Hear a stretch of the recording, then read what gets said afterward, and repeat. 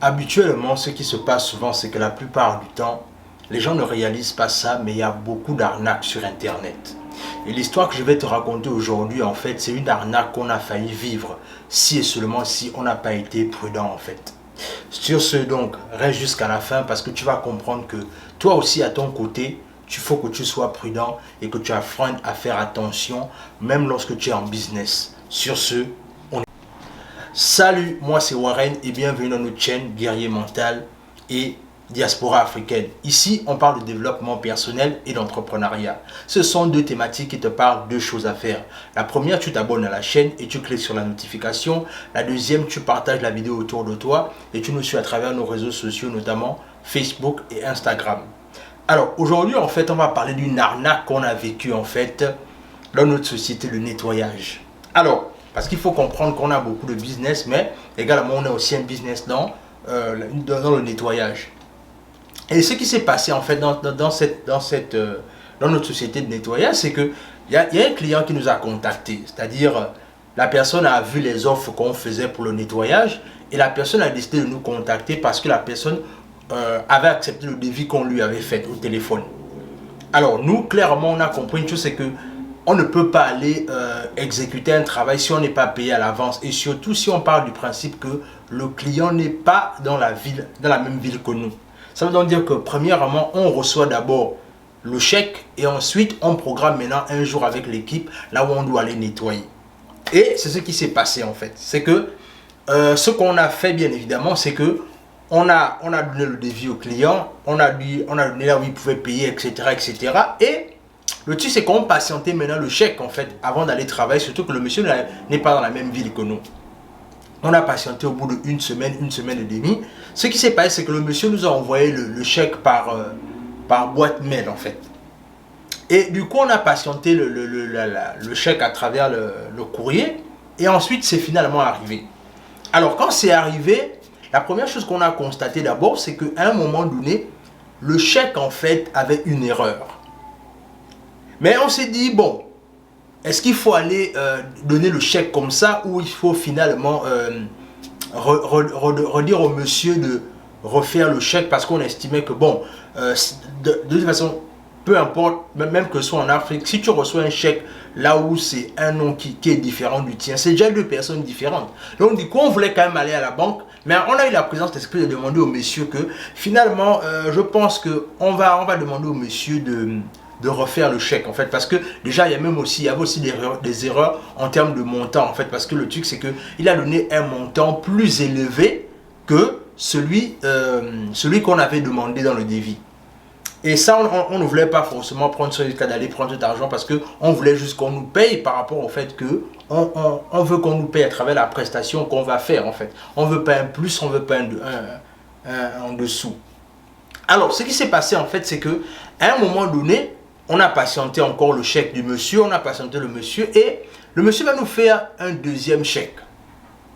Et le fait toujours étrange, c'est que le nom là où on devait recevoir l'argent, du moins la personne qui devait aller cash l'argent, le nom est encore mal écrit. Alors, on a commencé un peu à se poser la question de savoir, mais finalement, est-ce que l'homme l'a fait semblant ou bien c'est juste une erreur, on va dire ça comme ça, de routine. Alors, finalement, ma collaboratrice et moi, on s'est concerté sur cette situation-là. Et finalement, ce qu'on a fait, c'est qu'on a eu une présence d'esprit de faire une recherche sur le client, du moins le nom qui était sur le chèque en fait. C'est-à-dire que ce qu'on a fait simplement, c'est qu'on est allé sur Internet, on a tapé le nom de la personne qui nous avait fait le chèque en fait. Et laissez-moi vous dire que la chose qu'on va trouver va en fait quelque part nous glacer le sang et quelque part aussi nous étonner en fait. Alors ce qui se passe, c'est que le nom qu'on met sur Google pour taper pour voir si le chèque est vraiment authentique et si la société existe vraiment, en fait on va dire ça comment? On va réaliser en fait que les informations qu'on a tapées sur Google nous fait prendre conscience en fait que c'est un monsieur qui est décédé depuis 1996.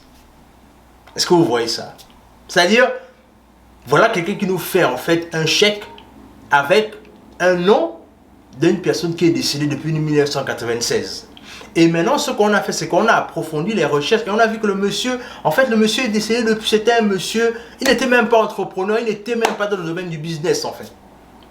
Mais c'est quelqu'un, en fait, la personne qui nous a écrit le chèque nous a scammé, en fait, parce que la personne voulait prendre nos informations bancaires derrière, certainement. Et le truc, c'est que le fait le plus troublant dans cette histoire, c'est que, et c'est vraiment le message que j'ai envie de partager avec toi, c'est que, à un moment donné, c'est vrai, même quand tu veux faire les affaires en business, il ne faut pas perdre d'esprit la nécessité pour toi d'être prudent, en fait. Parce que c'est en étant prudent que tu vas échapper à beaucoup de choses, en fait. C'est en étant prudent que tu vas... Parce que la plupart du temps, si on était des personnes qui ne cherchaient que la part du gain rapidement, on aurait pu aller prendre le chèque.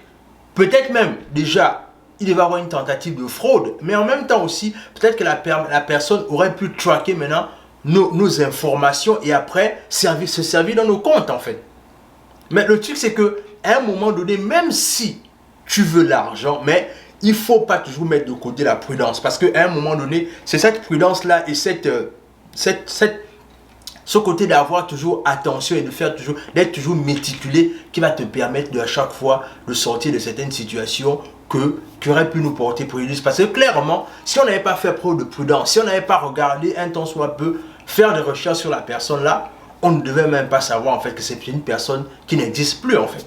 Alors, déjà pour finir dans cette vidéo, je vais vous laisser une conversation que ma collaboratrice a eue avec la personne pour lui montrer clairement qu'on l'avait démasqué en fait. Donc, je vais simplement m'arrêter là parce que je vais laisser maintenant, vous allez découvrir la conversation et vous allez voir comment est-ce qu'on a attrapé ce monsieur-là qui a voulu en fait enfin, on va dire nous arnaquer quelque part parce que la voix, même l'accent de la personne, on sent que je crois que c'est un Indien en fait. Mais je pense qu'Asiana va clairement vous parler de ça. Donc sur ce, abonne-toi à la chaîne, partage la vidéo autour de toi et surtout, montre cette vidéo à ceux qui sont dans l'entrepreneuriat de toujours faire attention. Parce qu'à un moment donné, c'est pas parce qu'on est forcément dans la diaspora qu'on pense que tout est forcément parfait. Non, il y a beaucoup d'arnaques ici dehors et que si tu ne fais pas attention, parfois tu peux tomber sur des personnes qui peuvent parfois te porter du moins préjudice dans ton business. Donc, sur ce, je vous laisse simplement derrière cette vidéo et découvrir comment est-ce que Asiana a démasqué cet imposteur en fait. Hello? Hello? Hello? Hello? Yeah, is it Mr. Donald? Yeah, how are you? Yes, good. Did you send the money? Hello? Yes. Did you send the money? Hello? Yes. Did you send that money? Hello? Hello? Yeah, can you hear me? Yes. Can you hear me too? Hello? Yes, I can hear you. Can you hear me? Yeah, I can hear you now. This is Donald. Yes, I was saying, did you mail the check, the new check already? Yeah, I mailed the check. Well, there was a installment check that being done by my secretary. Can you actually let me explain to you or probably on next to you? Mm-hmm. She was supposed to mail a check to you as agreed an amount of $300 and another check of $150 to the furniture company coming to the house to do the decorations. But you probably put all the money in the amount of $1,800 on the check. Yeah. So this is what you're going to do for me. When you get the check, you're going to take $350 for yourself and extra $50 that inconveniently, then you help me send the rest money to the furniture company. I really don't want to stress you, but I'm so sorry about this stuff. So where I'm gonna see that company? When you get the check, I can actually let you know how you can send the money to them. Oh, okay. So we're supposed to get $350 and give them $1,450, right? No, you're supposed to get $350 and extra $50 for the inconvenience of me wanting you to send the money to them, so you give them $1,400. Oh, okay. I give them $1,400. Okay, and You're getting all together $400. okay. So when are you supposed to be here in Omaha? When you get the check, you're supposed to get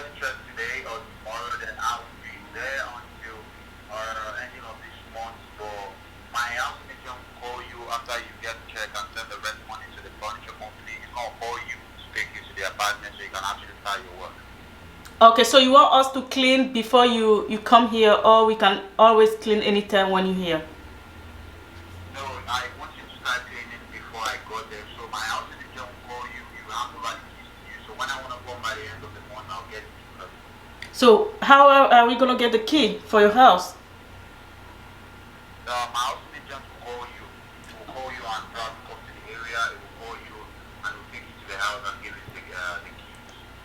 So right now, where are you? Where are you located? Right now, I am in Louisville, Kentucky. Where?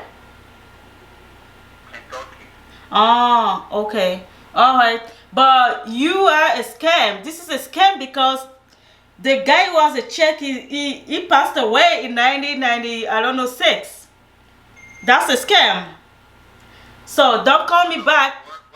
Don't call me back in this number or my 402 number. If not, I will call the police. Bye. You are a scam. Il a raccroché. C'est un scam. Il a voulu me scammer, moi, à Siena. Moi, on me scam comme ça. Il a raccroché le téléphone quand je lui ai dit que tu es scam, ne m'appelle plus. Oh my gosh.